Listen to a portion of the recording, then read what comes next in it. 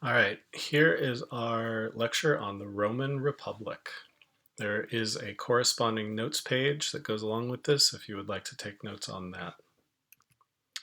So we're going to start by talking about the Roman people. And the Romans divided themselves into two primary categories. Um, as long as you weren't a slave or something like that, you fell into two primary categories. The first one is the patricians. And the patricians were the upper class of Rome. For most of the history of Rome, they are the ones that had the most power and most influence, most wealth. The other class in Rome was the plebeians, and this was everyone else. It was the workers, laborers, and the poor people of Rome. Less educated, less wealth, less power. And these terms are going to be important as we move forward to talk about how Rome evolved over time. So patricians, upper class, plebeians, lower class. So Rome was a republic, but really it was a patrician-driven republic, as it says here, a republic, but only for the wealthy. So let's start by reminding ourselves what a republic is. So remember, a republic is a system of representative democracy where the people themselves don't make the laws, but the people select people who will then be the ones making and carrying out the laws. And Rome was really the first republic where the people chose their leaders. The primary lawmaking body in Rome was known as the Senate. And the Senate was filled with patricians. It was only patricians that were in the Senate. And they were responsible for making all the laws of Rome. It was the most powerful organization within Rome. There were a variety of other governmental organizations, but the Senate was central to everything. From the Senate, then, every year, two consuls would be chosen. And consuls are, I guess if you could compare them to anything, they would be kind of like our president. But the differences are the Romans were very concerned about power concentrating into the hands of one king or anything like that. They had lived under the rule of kings in the past and they didn't want that to happen. And so consuls were chosen from the Senate. They were elected from the Senate. So you had to be elected a senator first, and then the other senators might choose you to be consul for a year. And then again, there were two of them at a time.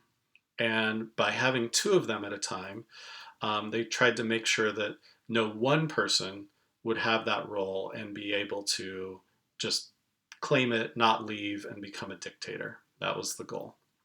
And consuls were responsible for carrying out, say, like military endeavors and things like that, just like our Congress makes laws and then the president carries them out and executes them. Consuls were responsible for carrying out and executing the laws made by the Senate.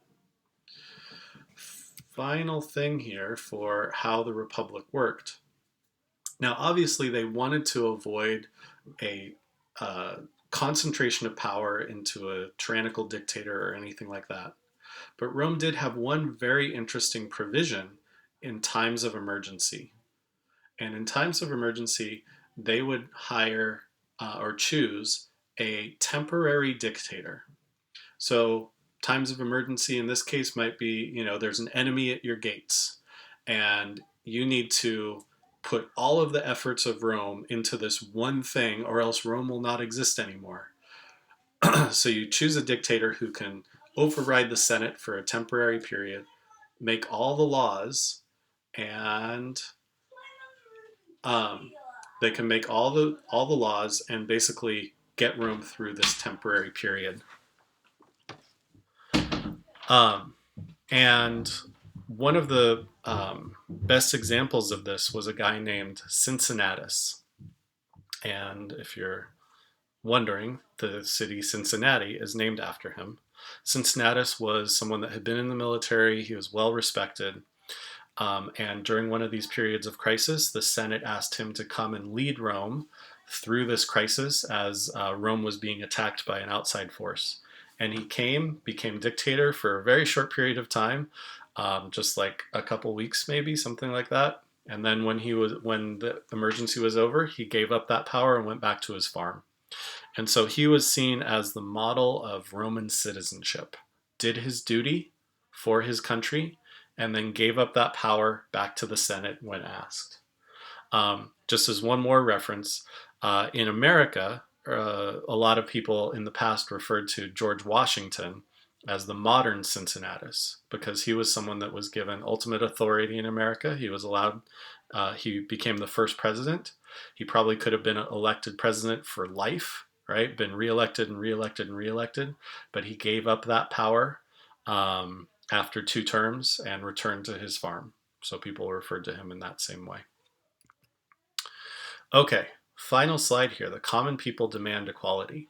So from that last slide, you had to be a patrician to be a senator. You had to be a patrician to be a consul. You're going to be a patrician if you're going to be one of those temporary dictators that happen rarely. But over time, the common people of Rome started to make more and more demands about what they expected, their expectations to be represented, right? And so over time, their demands were met by a series of slow changes, but meaningful changes. So the first thing is the 12 tables. Now, one of the problems for the plebeians, the poor people, was that they could be arrested and have no idea why, because they didn't really know what the rules were. They had no hand in making the laws.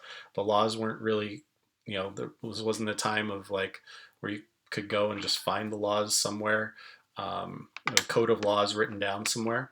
So they demanded that the laws be made public. And so the 12 tables was 12 stone tablets upon which were carved the laws of Rome, and then they were placed in the public forum for all to see. So if you were going to be arrested, now you had this list of laws there, and you had to be able to, you could go to the authorities and say, which of these laws did I break? You need to be able to show me that. So it gave them power in that way. Over time, the plebeians also gained basically a whole new branch of government called the tribunes.